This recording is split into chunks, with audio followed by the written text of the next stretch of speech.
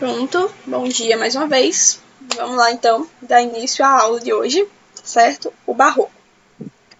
Mais especificamente, o Barroco no Brasil, certo, gente? Porque, olha só, o Barroco ele deu início na Itália, bom? E aí ele se estendeu por toda a Europa, tá certo? E a nossa principal influência, obviamente, é Portugal, ok? Só que em vez de começar lá no início, falar como foi o Barroco em Portugal, eu vou logo para o Brasil, certo? Que é o que mais é solicitado pelo Enem, tá bom? Principalmente essa escola literária, por ser a primeira escola literária escrita por brasileiros, certo? Ela começou mais ou menos em 1600, tá bom?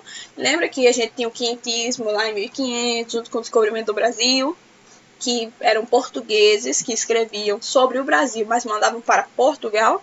Pronto.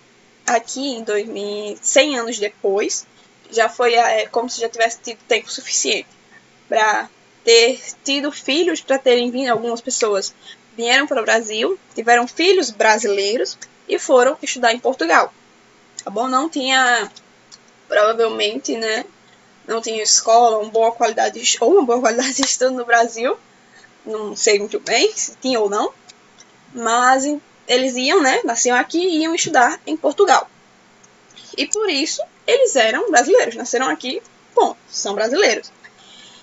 E lá eles estudavam e começavam a escrever obras barrocas, certo? Ou em pintura, ou em arquitetura, ou em escultura, ou escrita, tá ok? Então, mesmo que eles escrevessem em Portugal, tá bom? É literatura brasileira por serem brasileiros, certo? E o Barroco, ele diferente das outras escolas literárias que eu tinha falado para vocês, ele não tem aquela exaltação da terra, né? Não precisa ficar falando sobre Portugal, não fala sobre a sua terra de origem, entendeu? O Barroco, ele fala sobre o que o autor bem entender. Assim como as outras escolas literárias que a gente conhece, como o romantismo, o realismo, a gente não vê Carlos Drummond de Andrade tem uma exaltação da terra brasileira. Claro que ele tem, né? Mas não é o principal, não é o foco dele. Mas, assim, quando ele fala do realismo, por exemplo, ele fala de uma historinha, digamos assim, de amor, que aí ele tenta ser o mais realista possível, tá bom? Ele não vai falar sobre um herói, sobre uma terra, não, ele vai falar sobre uma história, tá bom? E é aqui que tem esse início assim, né, bem no barroco, tá bom? E é isso. Vamos começar então com o contexto, certo? Quem estava no aulão viu que antes de a gente começar a interpretar, né, algum texto, tem que ler o contexto, o que é que estava acontecendo por trás disso, tá bom? E como eu já falei, né, o Barroco foi o primeiro momento em que se tem produção brasileira, tá bom? Que foi no final do século XVII. E aí o que estava acontecendo nesse período? Houve um enorme crescimento populacional e da economia, certo? Então, já estava tendo algum dinheiro, a população estava crescendo, e isso fez com que nascessem brasileiros, né? Os primeiros, digamos assim, né, brasileiros. E aí ocorreu a transferência de capital, né, ali da Bahia para o Rio. E aí o principal nome na arquitetura e nas esculturas temos o Aleijadinho. Vocês estão vendo aqui essa pintura, aqui, essas esculturas aqui, essa aqui, por exemplo, tá certo? Ela é bem característica, principalmente nas igrejas, tá ok? A gente encontra bastante desse tipo de arte na igreja, né? Aquela coisa muito bem feita, muito bem detalhada, algumas até feito a ouro, né? Porque era muito valorizado a igreja naquela época aqui no Brasil. Estava começando que é o movimento protestantista e estava se avançando muito rapidamente. Então a igreja estava acabando perdendo fiéis. Então, né, como a gente viu na aula passada, O Brasil foi tido, os brasileiros, os índios, né, foram tidos como as folhas em branco para catequizar. Então, vamos encher aqui de igreja, vamos fazer eles serem católicos, e aí o catolicismo, a igreja vai ganhar força. E aí investiram pra caramba, né, nas igrejas. Bom, por isso todo esse design, essas esculturas, esse material tão rico. E aí, desse ponto, o Aleijadinho é o principal. Tanto que, assim, se estiver falando sobre esses assuntos, sobre a pintura, a arquitetura do Barroco, pense em Aleijadinho. Se estiver falando em Aleijadinho, vai estar falando sobre a pintura, sobre a escultura e a arquitetura da escola literária barroca. Ok? E aí, o marco inicial, certo, do Barroco, na escrita, foi a Prosopopeia de Bento Teixeira. Ok? Esse marco aí, só para você saber. E foi considerado, né, o século de ouro. Isso por conta da exploração de ouro, né, que era a principal atividade econômica e tinha um destaque na cidade de Minas Gerais. Ok? A gente viu também na aula passada que o índio, né, aparentemente, pelo que deu a entender pelas cartas portuguesas, o índio inocentemente apontou para o colar de um rei, se não me engano, que era de ouro, e aí ele apontou para o colar e apontou para a terra, como quem diz que aqui tem ouro. Né? Não foi aquela coisa roubada, né? Pelo que diz nos escritos. Foi aquela coisa tipo, aqui tem isso aí pra gente, não valia nada, né? Que não valia nada para os índios. E aí souberam disso e foi aí que começou a exploração de ouro e outros minerais. E em 1600 foi quando houve seu apogeu, né? Tava assim, meu Deus, tem muita coisa aqui, muito ouro. Não 1600 especificamente, tá certo? Mas nesse período, talvez 10 anos antes, 10 anos depois, assim, essa margem de erro, digamos que tem. E aí foi principalmente por causa desses ouros, desses minerais, que houve um grande crescimento econômico e isso deu um grande crescimento populacional, ok? E aí agora que a gente sabe como o contexto que estava acontecendo, nós vamos para as características dos escritos, tá certo? Barrocos. Ele era o quê? Racionalista, certo? Pensava, né? Aquele racional, sempre pensando com a cabeça. Bom, não deixando os seus sentimentos de lado, no caso. E faz uso de muitas figuras de linguagem, certo? Desde a aula passada eu falo para vocês, minto, desde a primeira aula, eu falo para vocês sobre figuras de linguagem e como elas são importantes, tá bom? Tá em tudo, em todas as questões de Enem, interpretação de figuras, de escola literária, tá bom? Então, assim, e aí praticamente em todos os poemas. Então, assim, é cobrado, é bom a gente saber pelo menos os principais, ok? E por quê? Porque com as figuras de linguagem dá para brincar com as palavras. E é muito disso que o poema faz. Por isso que às vezes a gente lê e não entende. Porque a gente não tá ligado nas figuras de linguagem e como ele tá brincando com aquele jogo de palavras. Ok?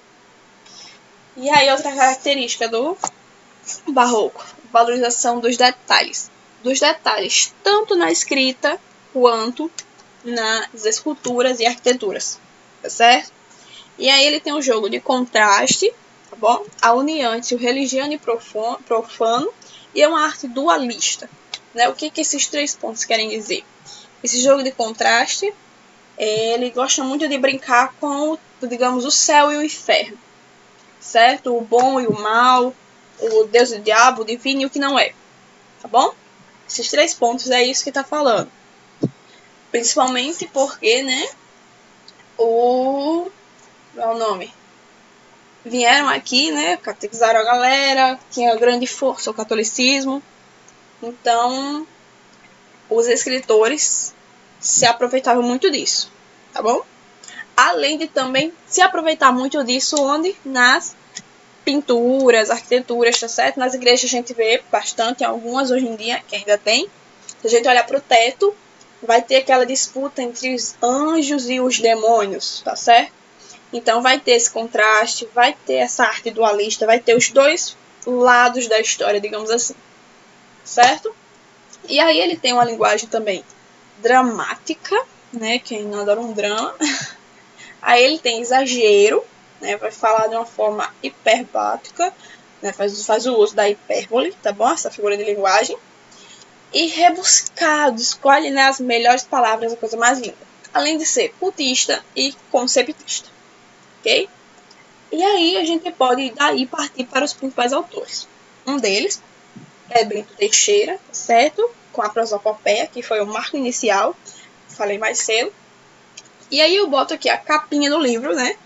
E o rostinho dele para vocês, que a questão, o Enem também gosta de fazer questão de brincar com imagens, né? Aí é bom trazer as imagens de alguns autores, principalmente os principais, para a gente ter uma ideia de como é que eles eram, caso, cara, tipo, já vi esse rosto, foi em alguma escola literária, pelo menos saber de alguma coisa, pelo menos ter visto aquele branco total da questão, ok? Muito presente em Ouro Preto, nas igrejas de lá devido à descoberta de ouro. Olha que interessante, né? Aqui, né? Ouro Preto ainda possui, né, muitas dessas igrejas. E, né, até uma informação geográfica, né? Estava perto do do ouro, né? Então, já que está aqui perto, já vamos fazer a igreja aqui perto, na mesma cidade. É até meio que geográfico isso aí. E estranho, só tem barba de até metade da barba. Vai saber se tinha mesmo, vai que é só a pintura. Aliás, como é que eles faziam, né, também? Metia a faca no rosto pra fazer a barba. Pronto, esse daqui, ó, já tá com a barba bem mais completa, certo? Bem mais rebuscado. E esse é o principal autor, assim, olha, que vocês têm que guardar no coração e na mente, tá bom? Que é Gregório de Matos. Ele também foi conhecido como Boca do Inferno, certo? Já vou passar um videozinho bem legalzinho pra vocês entenderem o porquê. E ele fazia poesias eróticas, líricas, sátiras e religiosas. Né? Quando a gente fala em poesia erótica, a gente pensa logo, lá vem. E até que tudo bem, né, pra fazer essa brincadeira. Só que a gente tem que aprender a diferenciar o que é erótico e o que é pornográfico, certo? São dois mundos, é uma ponte de distância de diferença, certo? E dá pra ter uma noção da diferença com o nosso conhecimento de mundo. Então, só tô avisando aqui, ó, cuidado, tá certo? Para não confundir esse tipo de literatura. E aí, o lírico, né, o sátrico vai fazer essa brincadeira e vai ter religiosidade, tá bom?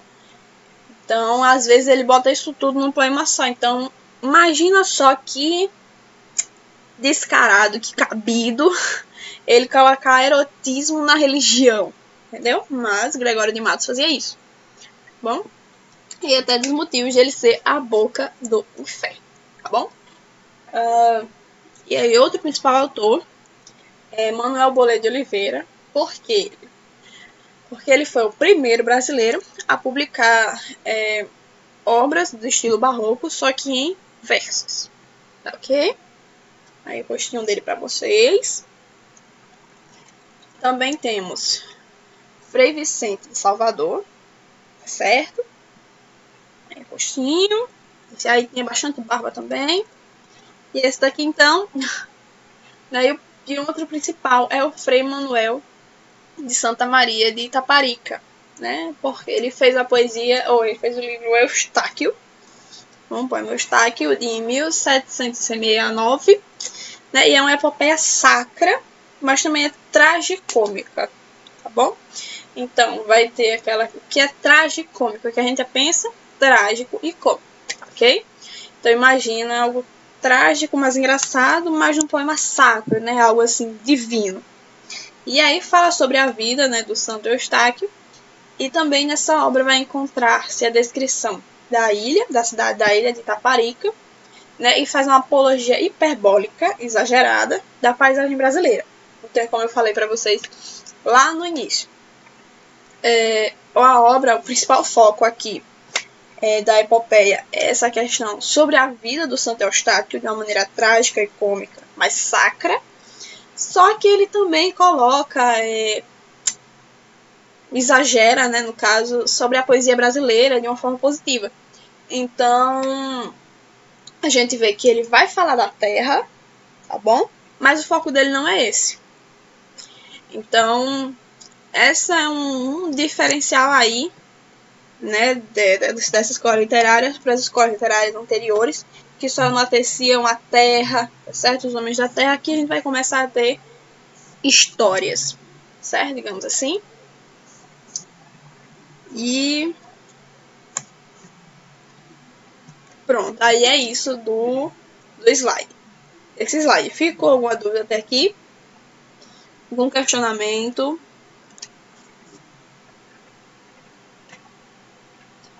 Você pareceu dos Anéis. Peraí, qual? Deixa eu botar aqui de volta. Esse? O último? Ah, o pobre coitado. Rapaz, falando assim de um Frei. Pronto, gente. Ficou alguma dúvida? Porque se não ficou agora, que não vai ficar de jeito nenhum. Legal, tá diferente. Eu gostei. Deixa eu mostrar aqui pra vocês, para apresentar de novo, certo? Um vídeo que eu acho que era uns 3 minutinhos só do Barroco no Brasil, do que é que eu desenho, do Descomplica, certo? E aí ele vai fazer umas brincadeirinhas, né, aqui, e aí vai ser bem mais divertido a gente aprender a absorver o assunto, certo? Vou colocar aqui pra vocês. Só ligar meu microfone e aqui, pronto. Um Frodo. Meu Deus.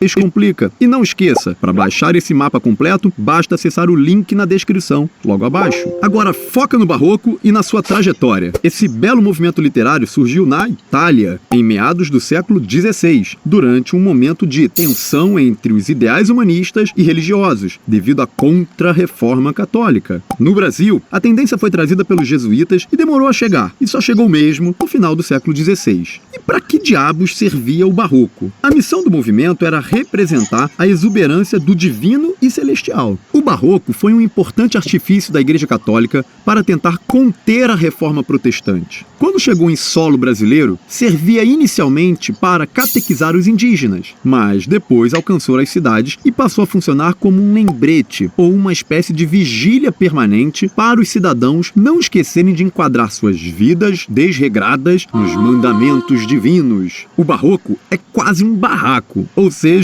um conflito atrás do outro. Na verdade, essa é sua natureza, a louca dualidade conflituosa. O Barroco trabalha com lados opostos, por isso usa muitas figuras de linguagem para estruturar esse conflito, como as antíteses, os paradoxos, hipérbole e hipérbatos. Por exemplo, a linguagem do Barroco é rebuscada e ornamentada, demonstrando através da escolha de palavras muita erudição. Tais características evidenciam esteticismo e retórica, que é quando o modo de transmitir a ideia importa mais do que a ideia em si. Ui, que metida esse Barroco! Os efeitos do Barroco se espalharam globalmente. Ele inspirou vários âmbitos das artes: literatura, artes plásticas, música, arquitetura e até mesmo esse mapa mental séculos depois. O Barroco foi o influenciador das mais diversas produções. O gênero não teve muita expressividade no Brasil e, por isso, temos poucos autores com características barrocas em nossa produção colonial. Vamos falar desses autores já já. Primeiro, vamos após mostrar as técnicas estilísticas e argumentativas do gênero. O barroco pode ser cultista e conceptista. O cultismo diz respeito a textos com vocabulário muito rebuscado, repleto de inversões sintáticas e metáforas complexas, como, por exemplo, alguns textos de Gregório de Matos. Ele escreveu poesias religiosas que pretendiam representar os conflitos espirituais do homem entre pecado e santidade, corpo e alma. Olha as antíteses aí. O homem escreveu de tudo, passou por poesia lírica e até poesia erótica.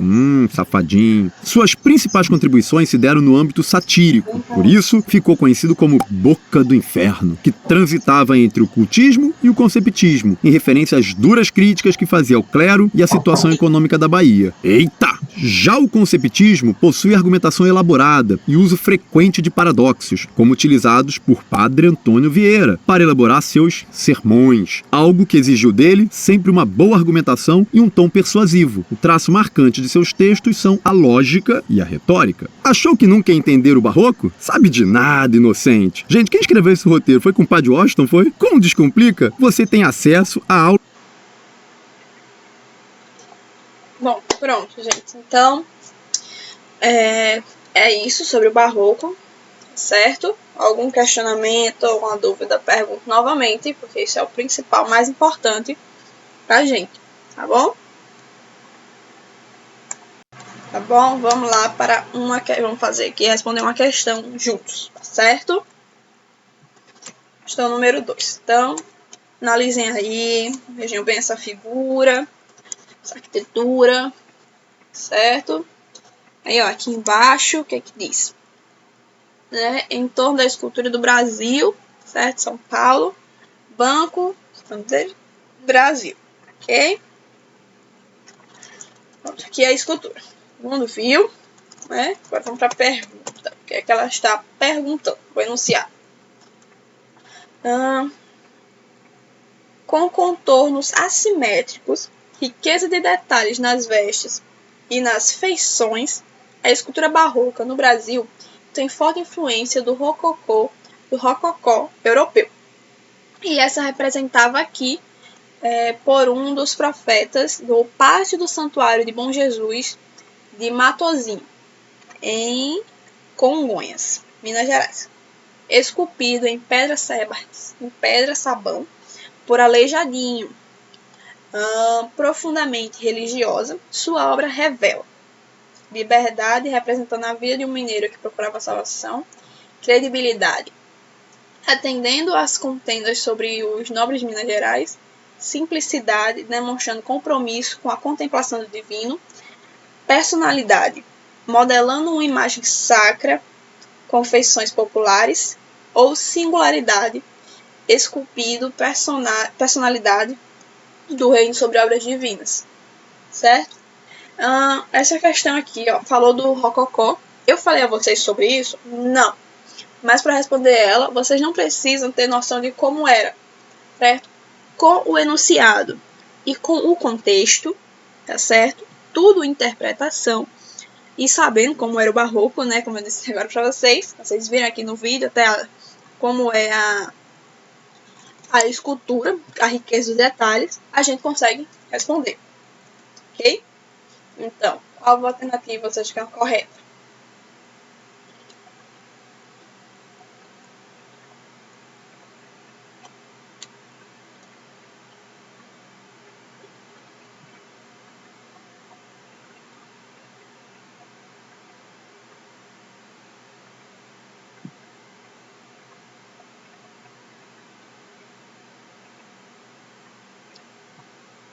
B. Credibilidade atendendo às encomendas dos nobres Minas Gerais. Você quer explicar o porquê B? Quer dizer, querer não quer que vai ficar com vergonha. Mas vamos lá, mulher. Vamos lá, meninas. Querem dar um chute assim? Eu achei que era esse por causa disso. Eu acho, no caso. Che.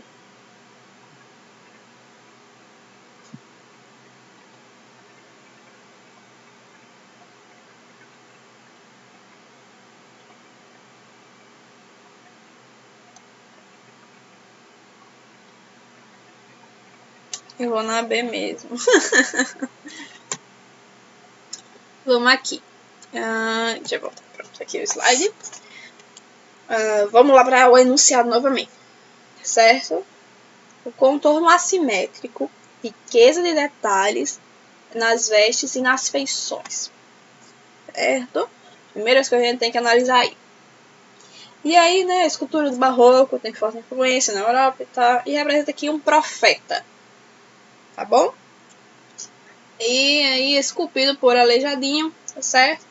Então a gente já sabe que tem uma beleza enorme, tá certo? Um cuidado gigante com os detalhes. E fala sobre um profeta. Tá bom? Essa escultura. É ele quem está sendo retratado aí. E aí a gente vai para B. Credibilidade, atendendo às encomendas dos nobres em Minas Gerais. Aí eu pergunto a vocês.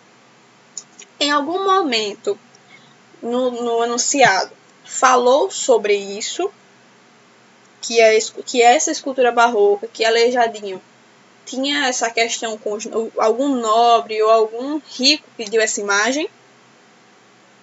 Pelo que eu entendi, é como se fosse algo da igreja. E a igreja, lembrem, não são os nobres. A igreja é o clero. E a ideia dela é que ela está lá para todos. Tá certo? E é como se a igreja tivesse pedido essa imagem desse profeta e foi esculpida, né, por Aleijadinho. Então, não tem essa demanda, né, que os nobres estão pedindo essa imagem. Tá certo? E a gente ficaria naquela...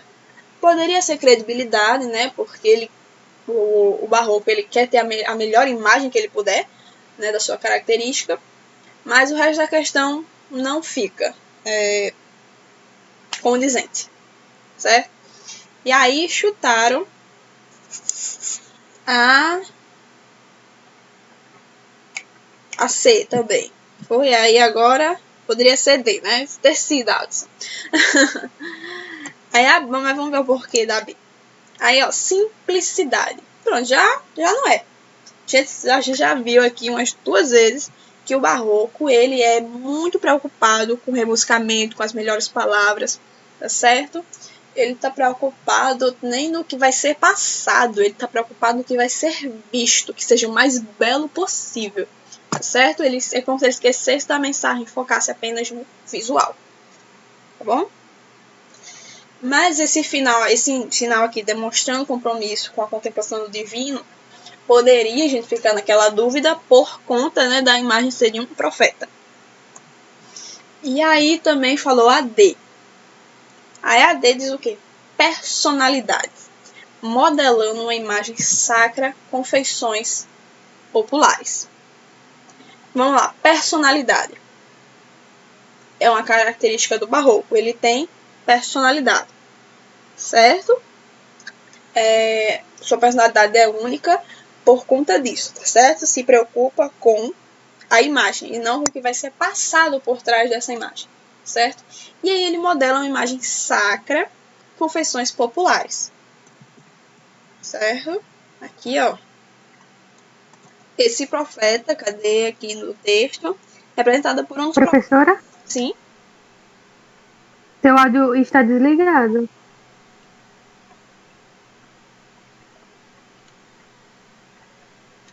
Poderia ser também a única certeza que temos é que não é. Sim, é que não é. Ah, sim, obrigado, viu? Pronto, ficou aí entre C, B e D. Eu digo que vou responder só uma questão, já tô na segunda. Vamos lá, essa daqui é bem rápida antes que o Google não dê mais tempo pra gente. Certo? Em tristes sombras morre a formosura, em contínuas tristezas e alegria. Nos versos citados acima, Gregório de Matos empregou uma figura de linguagem que consiste em aproximar termos de significados opostos, tristeza e alegria. O nome dessa figura de linguagem é... E aí, gente, essa é fácil.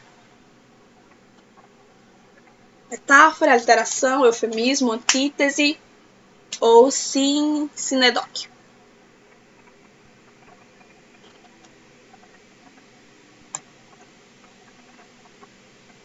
E aí, gente? C.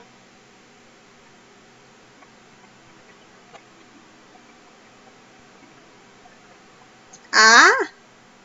Gente do céu! Vamos estudar as figuras de linguagem, pelo amor de Deus!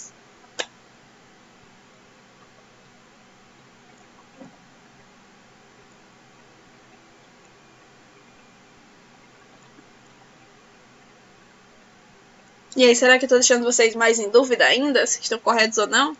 Quero que vocês me confirmem, viu? Será que é A mesmo ou C? Eu falei porque vi no gabarito. Olha que danado.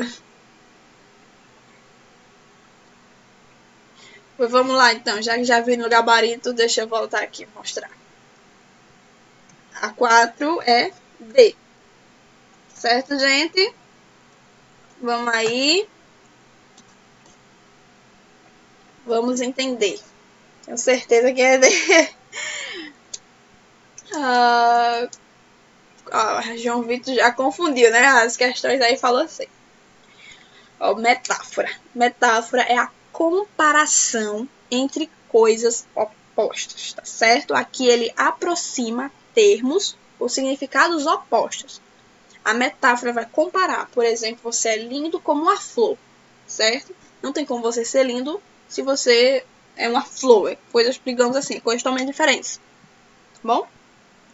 Aí falou o eufemismo. O eufemismo é a suavizar um discurso. Eu até falei para vocês, eu não sou fofoqueira. Eu sou produtora de autobiografias não autorizadas. Certo? E aí a gente fica com a D. Certo? Das alternativas que vocês me deram aí. A D. É a D quem faz isso. Certo? Aproxima textos opostos. Tristeza e alegria. Felicidade e raiva, amor e ódio, certo? Lembra aquele poema? O amor é fogo que arde sem se ver, ferida que dói e não se sente. É um contentamento descontente. Outro jogo de inteligência e burrice. Outro jogo de figura de linguagem em um poema, certo? E o nome dessa figura de linguagem é a antítese, tá certo? Ah, professora, mas essa metáfora e essa antítese parecem igual. Sim, pode parecer. E é isso que a gente tem que tomar cuidado para não errar. Muitas figuras de linguagem acabam se parecendo na explicação. Então, vamos tomar cuidado para não cair nessa pegadinha. Certo, gente? Entendido aqui? Ficou alguma dúvida?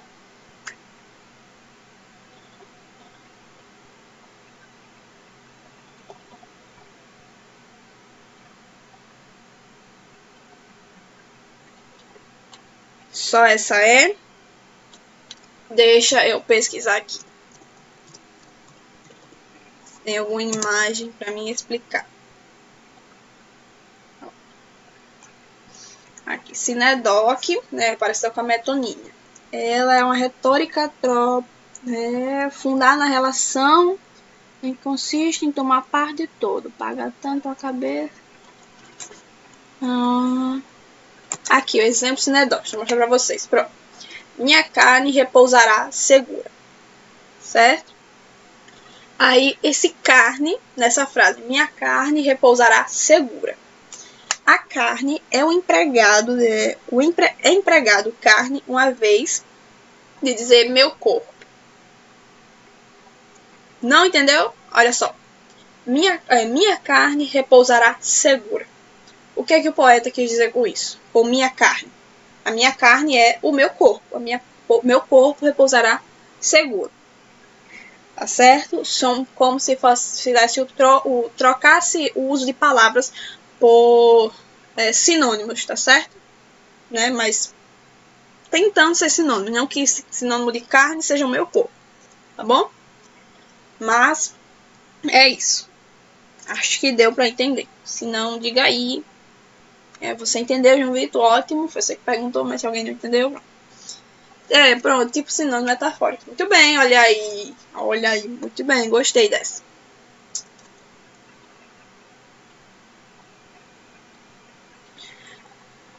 Pronto, gente. Então, se não for nenhuma dúvida, muito obrigado, certo? Participação de vocês. Sim, precisa estudar figura de linguagem, muito importante, certo? Até quarta-feira. Um beijo. Muito obrigada pela participação de vocês. Tchau. E até quarta mesmo. Cheiro.